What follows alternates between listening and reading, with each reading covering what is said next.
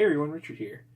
So I just wanted to do a quick video. I recently saw Sneaky Near My Comics. David did a top 10 books in his collection video with basically the purpose of having something to compare to at the end of the year and see how much your top 10's changed.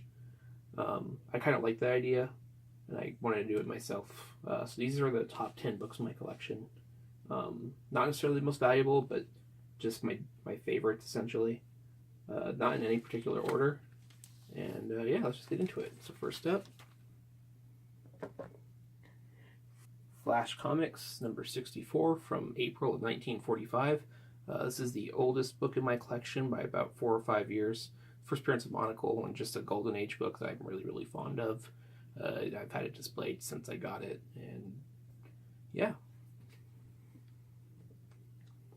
Next up, Star Wars number 1. Not necessarily a high-grade book, but one I got put back in my collection not long ago. And I mean, I'm a huge Star Wars fan. It has to go in a top 10.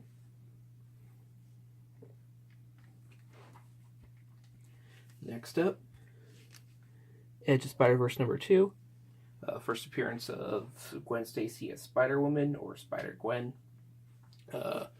Makes my top 10 simply because Spider-Gwen is one of the only modern Marvel books that I'm still reading, and I read religiously, so I think it deserves a spot just for that sole purpose alone. Next up, Black Widow number 2, the 1 in 20 Stephanie Hans variant. This book's extremely hard to come by. It took me months to track one down, and from the day I've seen it, I have not found another book whose cover I like more than this book. I'm hoping one day I find one that I like more, but for now, this is going to be my favorite cover of all time.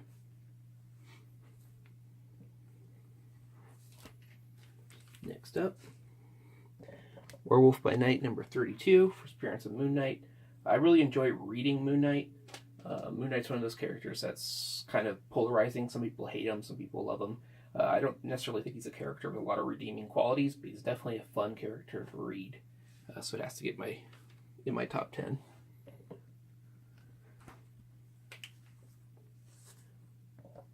Hawkman number 4, first appearance is Zatanna. What more can you say? It's Zatanna. I love the character, one of my favorite DC women and DC characters in general. And I got this one for really cheap, so it's kind of special in that regard also.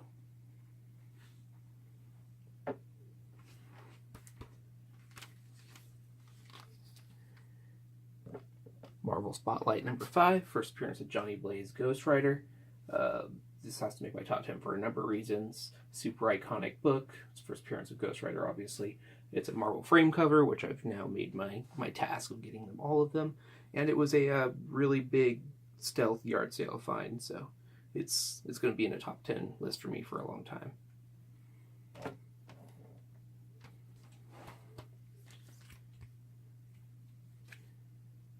Detective Comics 359.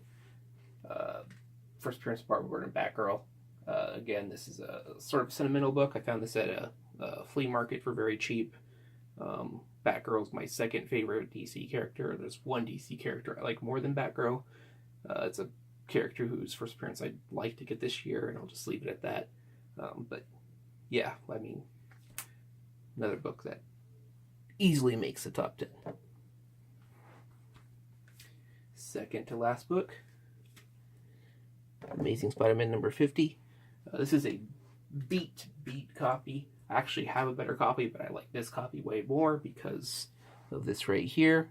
Date stamp from September of 1967 in Italian because it's from Naples, Italy. And I just love the story that it has behind it because of that.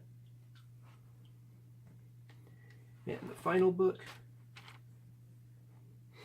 NYX number 3, first appearance of X-23 Wolverine.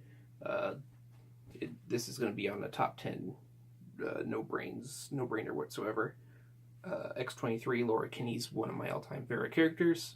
I've read her since the beginning. I think I have almost every appearance of her except for the variants. And her first appearance is definitely something that's, an important book to me. So yeah, that's my top 10. Hope you guys enjoyed.